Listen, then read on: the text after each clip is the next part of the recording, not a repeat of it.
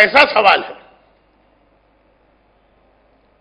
اچھا، یہ دو سوال ابھی تک میں نے دیکھے ہیں مجلس کے بارے میں، ایک کل رات کے بارے میں تھا اور ایک آج صبح کے بارے میں۔ تو صبح کی مجلس کا جو سوال ہے اس کا جواب تو اتنا لمبا ہے کہ پوری ایک تقریر ہو جائے گا، اور اسی لیے میں نے خود صبح کی مجلس میں بھی اس کو نہیں پڑھا۔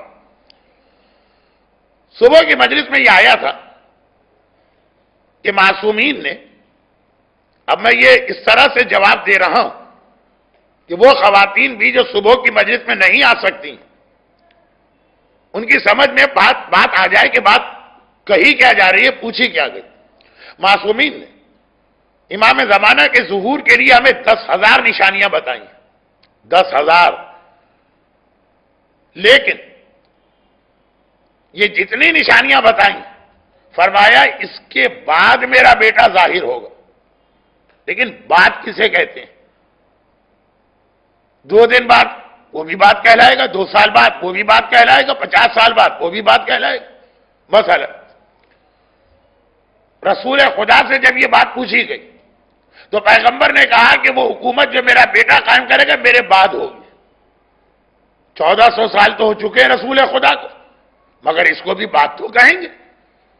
تو اب باقی جو نشانیاں اس کے اندر مدت نہیں ہے کہ اگر سورج کو گہن لگا، کہا میرا بیٹا سورج کے گہن کے بعد آئے گا، لیکن کیا اگلے دن آئے گا یا 10 سال بعد آئے گا؟ بغداد کی تباہی کے بعد میرا بیٹا آئے گا، بغداد کی تباہی کے 500 سال بعد آئے گا یا 5 گھنٹے کے بعد آئے گا؟ مگر ایک نشانی ہے، تو باقی نشانیوں میں یہ وضاحت نہیں ہوتی، لیکن ایک نشانی یہ جس میں امام نے یہ فرمایا کہ نفس زکیہ کی شہادت کے فوراً بعد میرا بیٹا آ جائے گا۔ تو اب ان کا سوال، یہ جملہ صبح کی مجلس میں آیا تھا کہ ظہور کی نشانیوں میں نفس زکیہ ایک ایسی نشانی ہے یا نفس زکیہ کی شہادت ایک ایسی نشانی ہے جس کے فوراً بعد امام آنے والے ہیں، بعد نہیں، فوراً بعد۔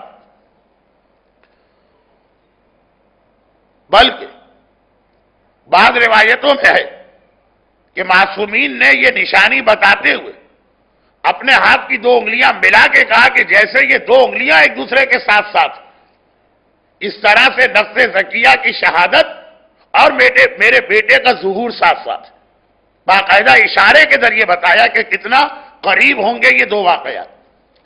اب ان کا سوال یہ کہ ذرا نفس زکیہ کے قتل کے بارے میں کچھ بتائیے، چونکہ نفس زکیہ کی شہادت آج کل بہت زیادہ پڑھی جاتی ہے، لوگوں کو معلومات بھی ہے، امام زمانہ کے موضوع پر جو کتابیں ہیں اس میں بھی ہوتا۔ یہی سمجھ کے میں صبح کی مجلس میں یہ جملہ کہہ کے آگے بڑھ گیا۔ اب ذرا سا میں رکتا ہوں، تفصیل تو اس وقت بھی نہیں بتاؤں گا، ورنہ آج کی تقریر کا سوال و جواب کا حصہ ختم ہو جائے گا، یہ پوری ایک تقریر بن جائے گی۔ نفس زکیہ کے بارے میں صرف یہ کہا گیا، اچھا یہ نفس زکیہ نام نہیں ہے، پہچان۔ عربی میں نفس کہتے آدمی کو اور زکیہ کہتے پاک، پاکیزہ، متقی، پرہیزگار۔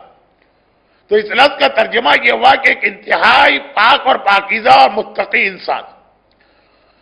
روایتیں یہ ہے کہ امام عاشورے کے دن آئیں گے، تو عاشورے سے پہلے جو حج ہوگا، حج میں اور عاشورے میں ٹھیک 1 مہینے کا فاصلہ، حج 10 ذی الحجہ کو ہوتا ہے، عاشورہ 10 محرم کو۔